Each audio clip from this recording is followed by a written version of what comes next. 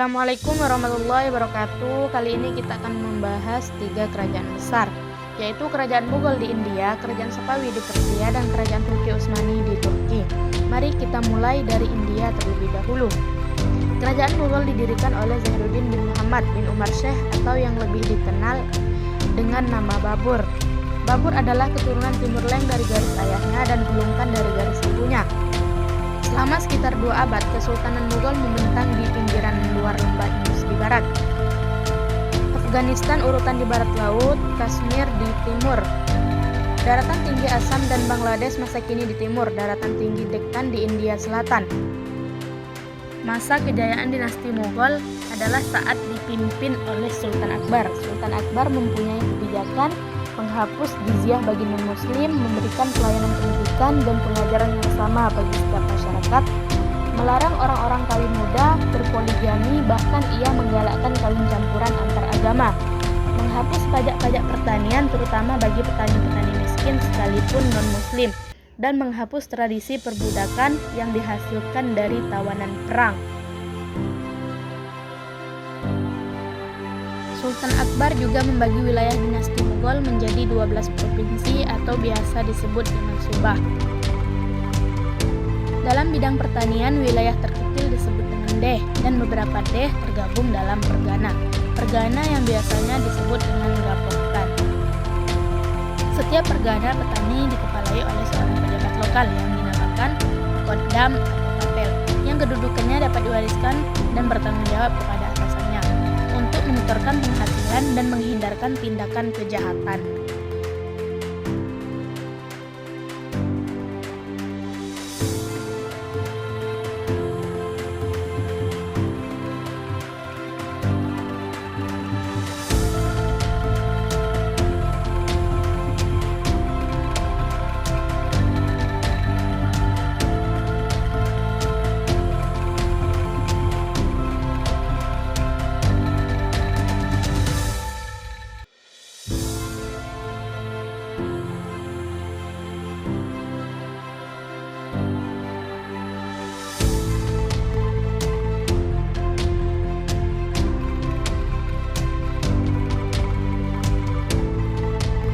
Sejumlah pembayaran tertentu dibebankan pada tiap unit tanah dan harus dibayar secara tunai.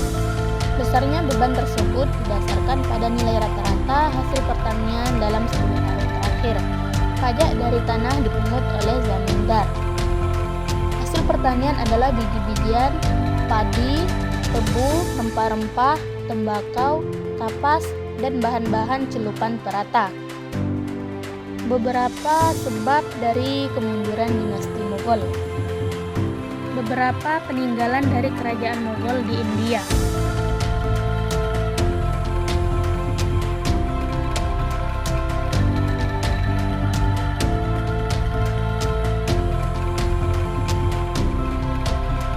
Berikutnya yaitu dinasti Safawi. Dinasti Safawiyah bermula dari gerakan Sufi di kawasan Azerbaijan yang disebut Safawiyeh. Pendiri gerakan Sufi ialah Syekh Safi al-Din dari Ardabil yang berkuasa dari tahun 1501 hingga 1722. Ardabil adalah sebuah kota bersejarah di Iran Utara. Nama Ardabil berasal dari nama Zoroastrianisme Artapil yang berarti kota suci.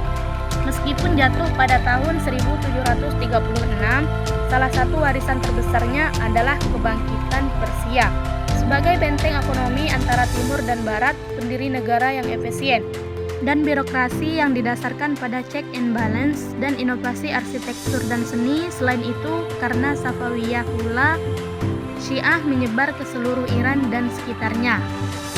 Pada puncak kejayaannya, sastra, kesenian, dan arsitektur Persia berkembang pesat.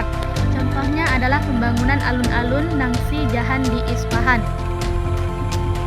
Kejayaan Safawiyah mulai surut pada abad ke-17. Raja-raja Safawiyah semakin lama semakin tidak efisien dan hidup berfoya-foya. Iran juga terus diserang oleh Turki Utsmani, Afgan, dan Arab.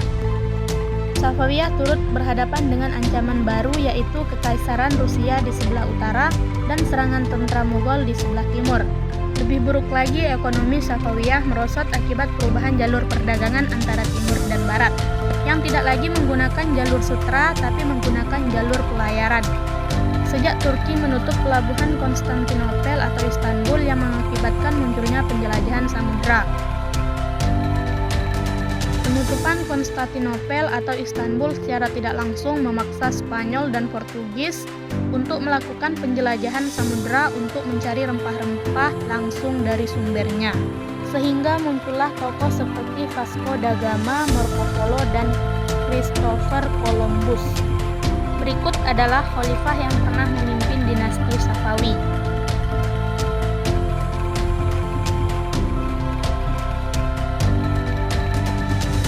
Pasca Kesultanan Rom yang dipimpin dinasti Saljuk Bulgar, wilayah Turki terpecah menjadi beberapa daerah merdeka dan pemimpinnya disebut Gazi.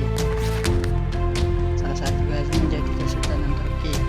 Khalifah Turki Utsmani berkuasa selama 625 tahun. Turki dipimpin oleh 38 khalifah dan Sulaiman al-Qanuni, khalifah Turki Utsmani ke-10 yang membawa Turki pada zaman keemasannya.